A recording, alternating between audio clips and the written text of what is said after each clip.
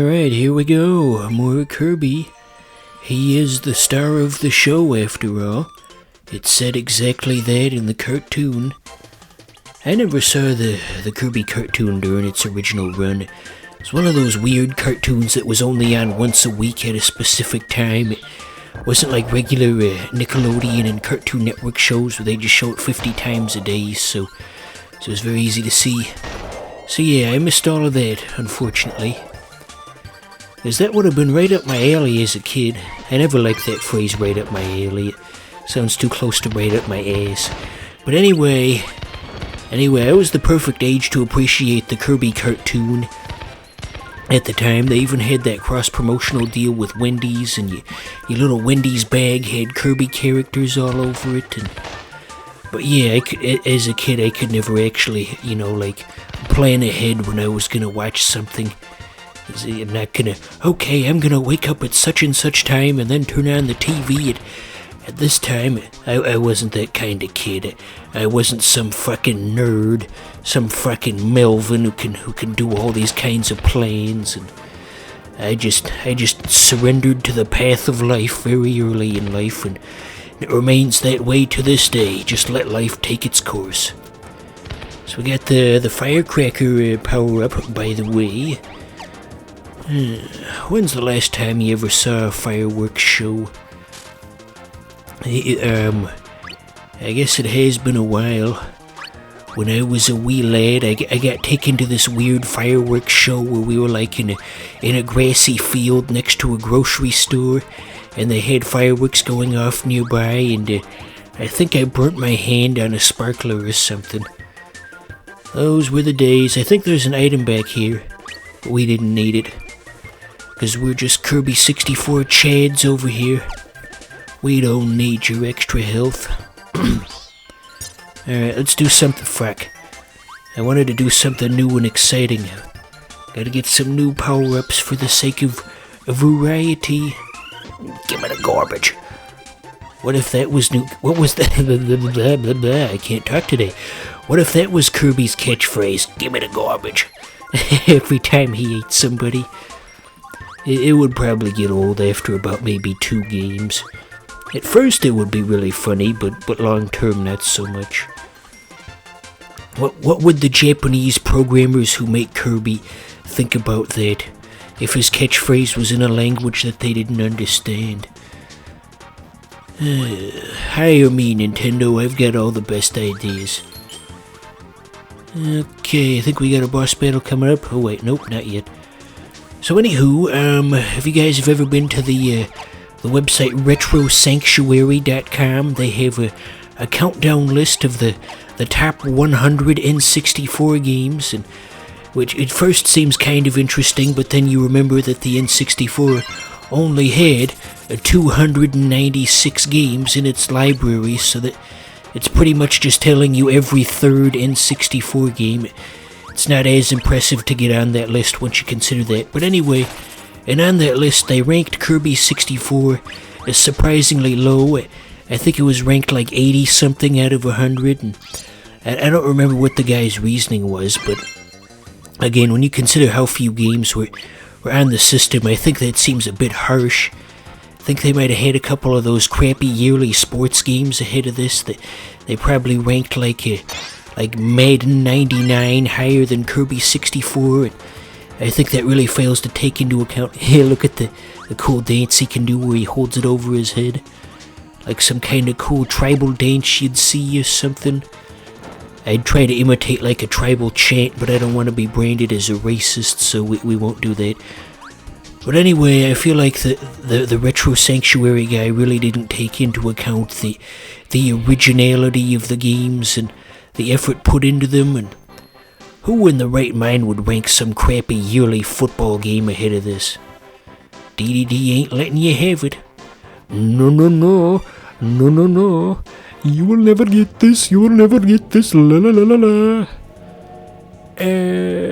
Oh my god. And now he's evil, even though he was already evil from the start. So here's a question for all you Kirby aficionados out there. Is D officially evil, or is he just like a misguided good character? What's going on with that? Okay, and past me was being very dumb, and I thought that the battle was over. And D's turning into a Langolier. People aren't gonna know what that is. Well, maybe.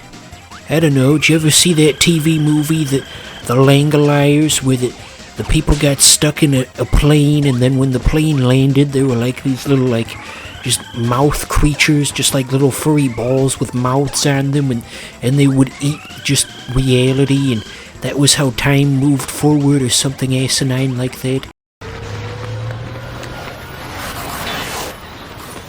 No, Craig! You may think you're running, but you're not. You're scampering! What a terrible movie. Okay, just one more hit on the old D3 and we'll be all set. You know, I once pissed off a bunch of Redditors with a joke about DDD. It was the Smash Bros. Subreddit, and it was like some goofy forum game about make a joke about the character above you.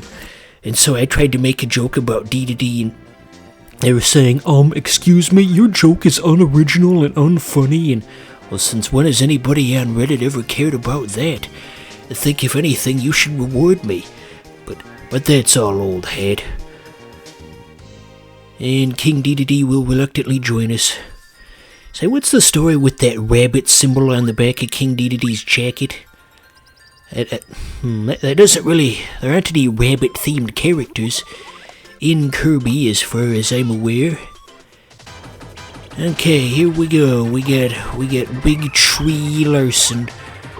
With he's got the same hairstyle as basically every woman in the 70s. And ever watch old sitcoms from the 70s, and all the women have perms, and strange times. I don't think that's what the developers were going for when they designed this character. I think I'm just crazy. Kinda cool how the apples curve around like that. Really takes advantage of the 2.5 dimensions, as it were. This battle would be a lot easier if we had a copy. Okay, so you just hit the sprouts as they come up. You eat the apples, bada bing, bada boom. An idiot could play this game.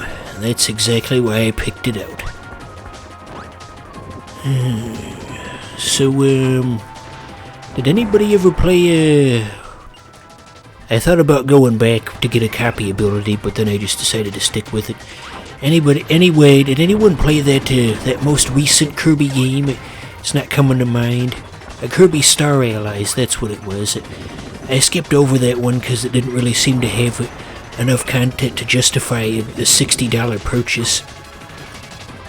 Seemed like the whole game was like 2 hours long, but overall it looked decent. I mean, I don't know, I just feel like they could have done more to fill things out. I mean, we're living in the modern age, and the game is basically just a reskin of Kirby 64 functionally.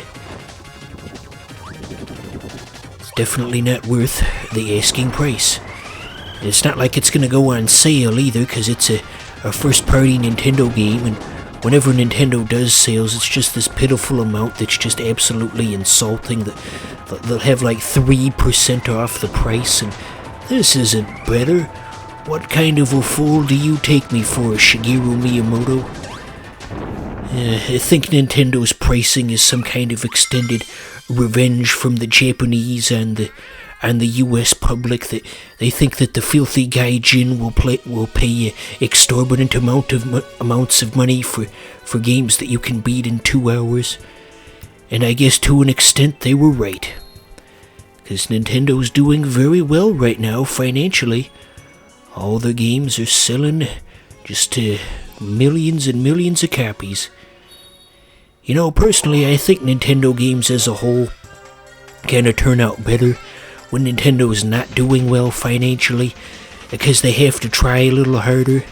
I mean, look at now, when the Switch is doing well and their mindset's basically just, fuck you, you'll buy it anyway. I mean, how many first-party games did they even release last year that weren't remakes? Like 2? We had like the Paper Mario and that Hyrule Warriors, the thingamawhatsit. Compare that to like let's say the GameCube the GameCube days when they weren't doing well. It seems like they were pumping out classics all the time. I mean, there were software droughts back then, I'm well aware of that. I was alive and fully conscious during the GameCube era. I remember. But just generally speaking, it feels like they tried a little harder back then, you know? I mean, just think about it. What have they done this year? Well, I guess they had Bowser's a Furry or whatever that was called. That was something new, even though that wasn't a full game per se. And this copy ability is pretty cool. It's clobbering time. So yeah. Speaking of It's Clobbering Time, you know, why haven't they ever been able to make a decent Fantastic Four movie? They made that one in 2005 that took far too long to actually get to a conflict of any kind, and here's a mildly amusing story about the 2005 Fantastic Four movie. So once my parents dropped me off at like a family friend's house, and they had to watch me, even though I was like 16 at the time and didn't really need it.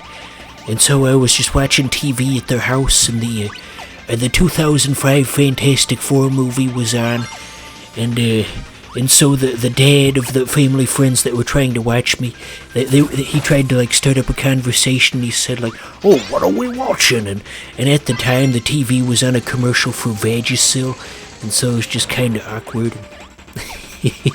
That's the story. Really isn't much of a punchline to it other than that. Oh dearie. We got the big cactus. He's pretty much defenseless. He'll just hop around with a smile on his face, awaiting the cold release of death, and we will be more than eager to give it to him. Kirby feels no remorse in all that he does. Everyone around him is just an obstacle to him getting what he wants. I don't know. So this segment's pretty cool. You can't just fuck around or else you're gonna drown in sand. It looks like something they do in an Indiana Jones movie, and we gotta get out of here. The sand is rising and we're gonna drown. It belongs in a museum. So what's your guys' take on the Indiana Jones movies? I like the first one, but all the other ones are kinda crummy, to be honest. I saw the Crystal Skull in theaters back in the day, and back then I liked it, but then watching it a bit more recently, it didn't really have any scenes that were really worth anything. It was kinda boring. And of course you've all heard those complaints about when he hid in the refrigerator to survive the nuclear blast. God, what a stupid scene.